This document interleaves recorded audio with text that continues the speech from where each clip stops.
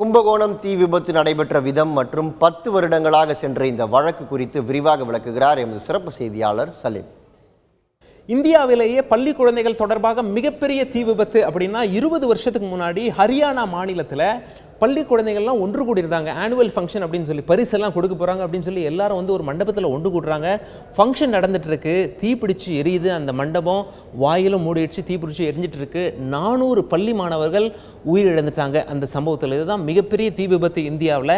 2வது பள்ளி மாணவர்கள் தொடர்பாக மிகப்பெரிய தீ விபத்து அப்படின்னா அது கும்பகோணம் சம்பவம் தான். கும்பகோணம் தஞ்சாவூர் மாவட்டத்தில் இருக்குது. 10 வருஷத்துக்கு முன்னாடி தான் இந்த சம்பவம் நடந்திருக்கு. 10 வருஷத்துக்கு முன்னாடி ஒரு சின்ன அடுக்குமாடியில் 3 பள்ளிக்கூடங்கள் இயங்கி வந்து கொண்டிருக்கின்றன. சமையலறை அந்த பள்ளிக்கூடத்திலே இருக்குது. சமையலறையிலிருந்து தீ மெல்ல மெல்ல என்ன ஆகுது, அந்த பள்ளிக்கூடத்திற்கு குடிசை தான் மேலே போட்டிருக்காங்க. அந்த குடிசைக்கு பரவியது, குடிசைக்கு சப்போர்ட்டாக வச்சுருந்த கட்டைகளில் பரவியது. குடிசை கட்டைகள் எல்லாமே மாணவர்கள் மீது சாய்ந்தது.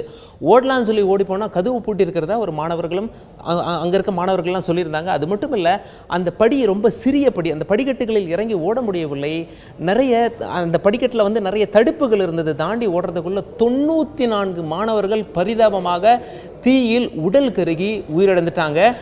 தஞ்சாவூரில் அமர்வு நீதிமன்றம் இதற்கு தீர்ப்பளித்துள்ளது 10 வருஷம் பொறுத்து. இந்த தீர்ப்பை பொறுத்தவரை பள்ளியினுடைய நிறுவனருக்கு ஆயுள் தண்டனை, மீதமுள்ள 8 பேருக்கு 5 வருடம் சிறை தண்டனை கொடுத்திருக்காங்க. அதாவது பள்ளியினுடைய நிறுவனருடைய மனைவி அந்த பள்ளியில் கரஸ்பாண்டண்ட்டாக இருக்காங்க. அவங்க இல்லாமல் தலைமை ஆசிரியை, சத்துணவு அமைப்பாளர், சமையல்காரர், இவங்களுக்கெல்லாம் தலா 5 வருடம் சிறை தண்டனை.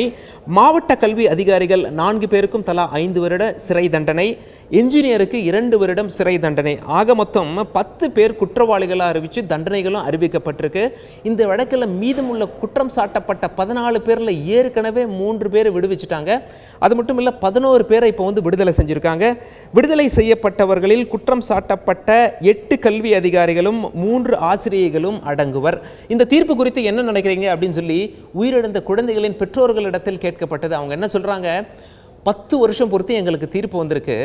இது மட்டும் இல்லை, ஒரு குழந்தைகளை இழக்கிற வழி ஒரு பெற்றோர்களால் மட்டும்தான் உணர முடியும். 10 வருஷம் பொறுத்து தீர்ப்பு வந்திருக்கு. எங்கள் குழந்தைகள் எப்படி அந்த தீயில் கருகி உயிரிழந்தார்கள் அப்படிங்கிற காட்சி எங்களுடைய கண்ணிலேயே இன்னும் எரிந்து கொண்டிருக்கின்றன.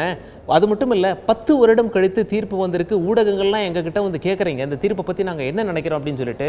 இந்த தீர்ப்பை பொறுத்தவரை இது ஊடகங்களுக்கு ஒரு செய்தி, அவ்வளவுதான் எங்களை பொறுத்த வரைக்கும். ஏன் அப்படின்னா, தண்டனை வழங்கப்பட்டோர் அடுத்து ஹைகோர்ட்டில் போய் அப்பீல் போடுவாங்க, சுப்ரீம் கோர்ட்டில் போய் அப்பீல் பண்ணுவாங்க. உண்மையிலேயே இவர்களுக்கு என்ன தண்டனை வழங்கப் போகின்றது அப்படிங்கிற செய்தி எங்களை வந்தடைவதற்குள் நாங்கள் எங்கள் பிள்ளைகள் போன இடத்திற்கே போய் சேர்ந்திருந்தால் நீங்கள் ஆச்சரியப்படாதீர்கள் அப்படின்னு சொல்லிட்டு அந்த பெற்றோர்களில் ஒரு பெற்றோர் சொன்னது ரொம்ப உருக்கமாக இருந்தது.